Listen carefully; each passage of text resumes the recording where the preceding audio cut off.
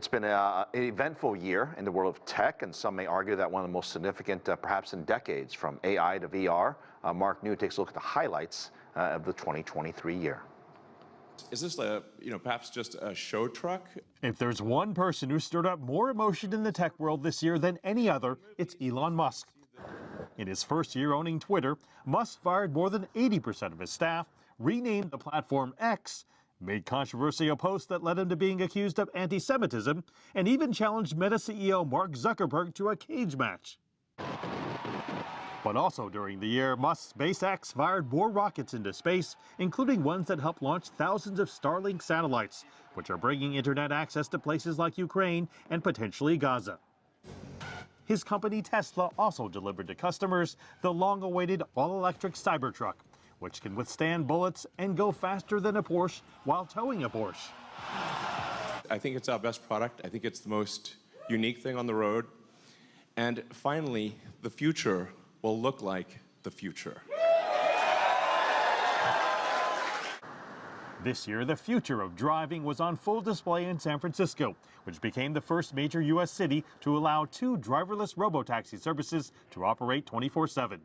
Self-driving taxis from Google's Waymo and GM's Cruise hit the streets, sometimes causing traffic jams when they shut down in uncharted situations. But after an incident where a Cruise vehicle dragged a pedestrian 6 meters, California suspended Cruise's permits. So we're saying if somebody dies or people are killed because these vehicles are blocking the road, are they going to hold the executives personally responsible for the deaths of people because of these robo-taxis? The problem is if it's not done in San Francisco, it's going to be done somewhere else. And this is the opportunity that we don't want to lose. Apple's big product reveal was actually a technology that's been seen plenty before, a VR headset called Vision Pro. Apple calls it spatial computing, incorporating cameras, microphones, and sensors to allow users to control the device by eye, gesture, and voice. But the experience comes at a premium price of $3,500, 7 times more expensive than the Quest 3 mixed reality headset released by Meta this year. The social media giant also unveiled Meta AI, an artificial intelligence-driven assistant that comes in a wide range of personalities to offer specialized expertise. Companies like Meta and Google all found themselves playing catch-up with OpenAI, which hit the market first with its generative AI chatbot known as ChatGPT. OpenAI is the most advanced and the most widely used AI platform in the world now. But numbers never tell the whole picture on something like this.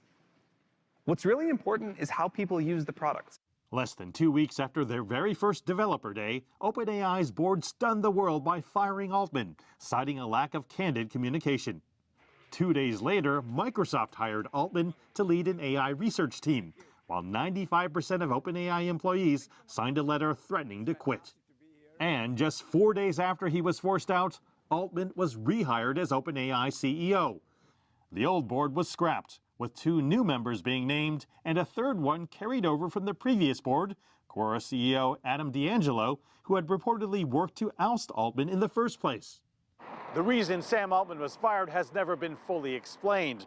And adding even further intrigue to the story is a Reuters report that several OpenAI researchers warned the board of a powerful AI discovery that could threaten humanity. So the year 2023 ends with people still feeling a little uncertain about how AI will transform society and the human drama behind it that could shape its direction for better or worse.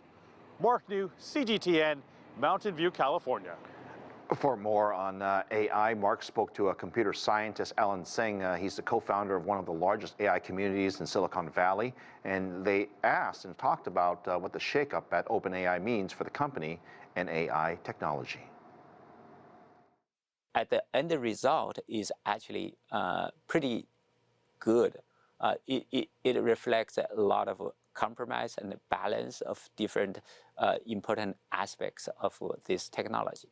I expect OpenAI will continue to execute very excellently, continue to give us good surprise in terms of technology breakthroughs. And whereas on the governance side, the current board members, they have a very clear kind of belief in the alignment of AI technologies. You believe it's extremely important that it's not just concentrated in the hands of a few.